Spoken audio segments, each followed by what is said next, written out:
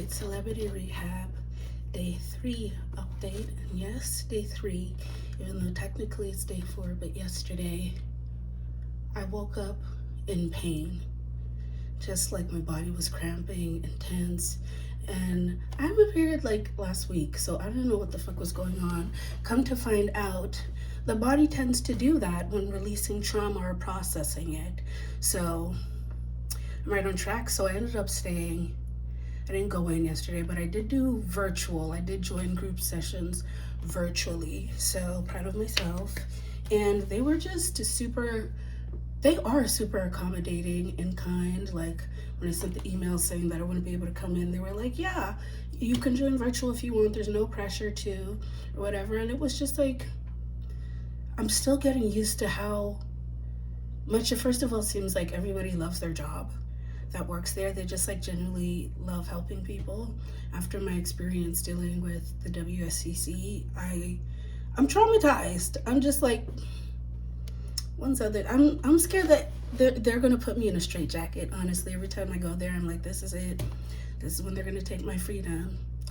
But yeah, so today I had one-on-one therapy with one of my other therapists because I have 3. 2 of them are just like psychologist, and then one is an occupational therapist. And so I was meeting with one of my psychologists today, and we didn't go deep into my trauma timeline. Thank fucking God. I was not ready to talk about that shit again. I had a panic attack before going in because I was like, oh my God, 2 times in 1 week, it's too much.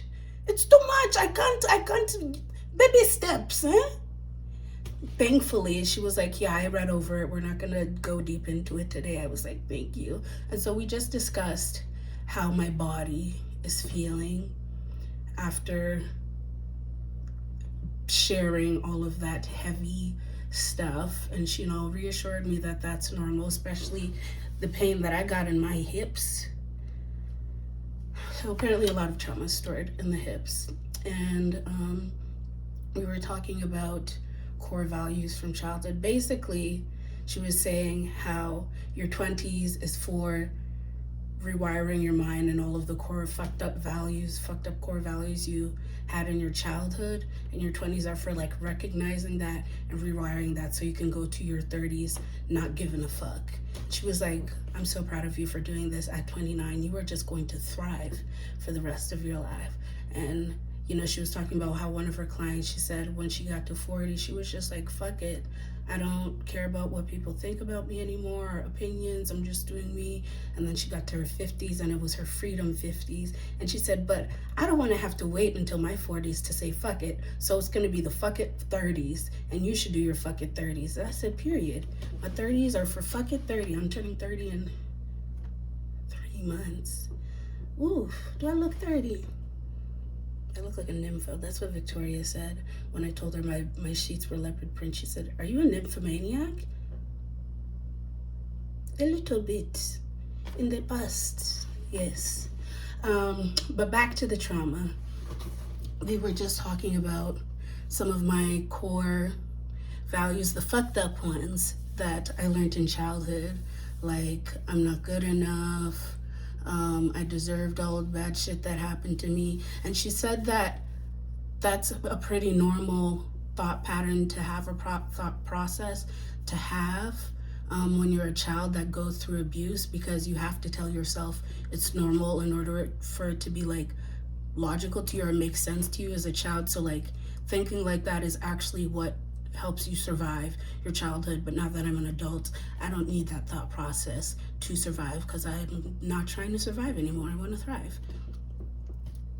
And then she was asking me what my deepest like negative core belief is. And I know it's going to sound crazy, but my deepest negative core belief is that I'm not lovable. I just like, it's so hard to believe that I am lovable when I can't say my mom loves me. My mom doesn't even know if I'm alive. I go years without talking to my mother. She don't ever check up on me or ask nobody about me. She doesn't know if I'm dead. She just, she's fine not knowing if I'm alive or if I'm okay. And then she was just really, she tortured me as a child. She was fucking awful to me. And then my siblings also don't like me. I came from a past of people just not fucking liking me at all. And they were like all blood related to me. So now that I'm an adult, I think it's just been imprinted in my mind that I'm not lovable. And so I have to like earn love. And even then, I don't think that I'm good enough. And I was just telling her how it kind of feels. I feel fucked up. I feel broken. And I don't see the light at the end of the tunnel. And she said, that's okay, because we're going to hold the hope for you until you're ready to hope it, until you're ready to hold it. So we'll hope for you, because we do have hope for you. Just the fact that you're able to laugh means that you're already far enough, so far in your healing, and you haven't even recognized it.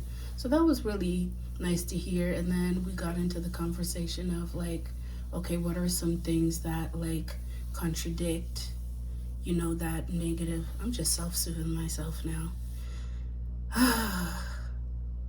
Contradict that negative core belief that you have. And I was like, well, because we were talking about how when you grow up in a very abusive household, and I was like never safe. My household was never safe physically, emotionally, spiritually, whatever the fuck. It was just, I was never safe. And so I like wake up feeling like I'm being hunted for support. Like I've had such bad anxiety my entire life. I'm very good at masking it because I'm funny. But I am anxious all the time. And she was like, I know that when you go through abuse, it's easy to feel like your picker is broken. Like you just tend to choose bad people in life. But it seems like you have some good people in your life. And I was like, honestly, I'm constantly scared that my friends are just going to wake up one day and be like, this is like, you're too much for me. I'm going to leave. No matter how much I get reassured, and it's not a them thing, it's a me thing. I'm just like, I cannot believe that I am loved. I'm gonna start crying again. Like, I can't wrap my mind around it after going through decades of like just darkness, and now all of a sudden I'm surrounded by people that love me. I'm just constantly waiting for the other shoe to drop. And then she was like, okay, well, what are some things that like your friends do, or like why do you think that you picked the friends that you have, and how have they been able to like reassure you that they love you? And like, my friends are consistent, my friends are funny, my friends let me be my big full I got a lot of emotions and a big personality, and they still rocking with me. And then I just broke down into tears because I love my friends so fucking much. They are literally my family. I don't have a family.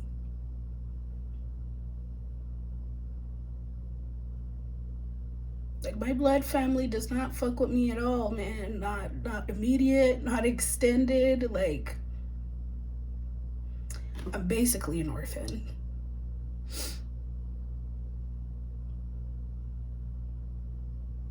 Yeah, but I think that, that's the main reason that I am alive today, is because of my friends. I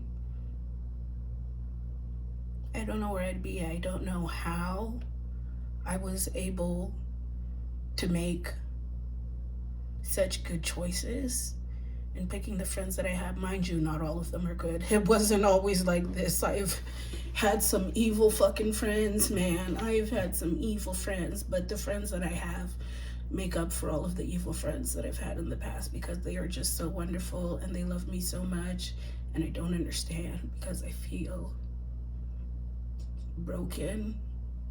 I feel like damaged goods. I feel just like all of the fucked up shit I've been through defines me.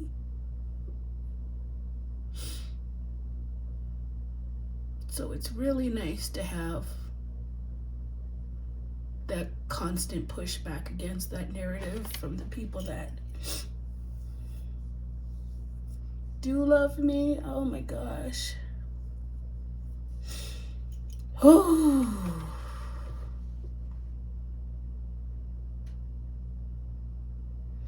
And I promise one day I'll actually be able to believe that all of y'all love me. It's just not it's just starting actually to like hit me that like, oh my god, they're not pretending and they're not here because they just want something from you or because you're funny. Like, people actually love me, and that's like so crazy to me. And it's sad.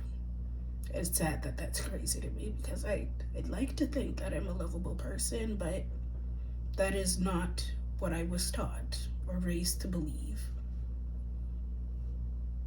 So these last couple of months of my 20s are for identifying all of those negative core beliefs that my childhood taught me, and then saying, fuck them, fuck them beliefs, and adopting new ones.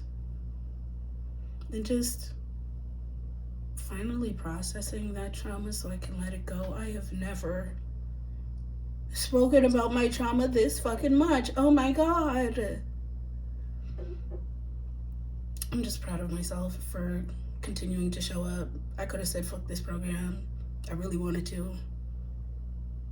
But I'm still here though. Oh my god.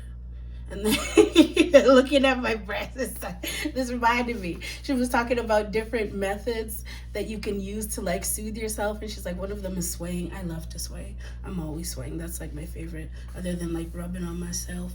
That's my favorite method of self-soothing. And she was talking about how you can do like heel drops, where you go on your heels and then you drop. And she was like, but you have to make sure you have the correct attire on for when you do that. Because one time I was doing it with one of my clients and I did not wear the proper bra. And so I said, I'm just gonna put my hands on my heart space while I do this so that I can heel drop and my boobies wouldn't bounce. And I cackled. Okay? I said, not the hands on the heart space. That's a good one. But that's what seeing my titties reminded me of. And she was talking about, you know what? That part is nasty. We don't need to go into that. But yeah, feeling optimistic. And then I went to the mall to pick up the art that I made last Saturday during puppies and painting pottery. Oh my god, don't mind me. I'm tripping over the other things that I bought too. Look at it. It's SpongeBob themed, and look at the inside. So that was day 3 of Celebrity Rehab. Bye.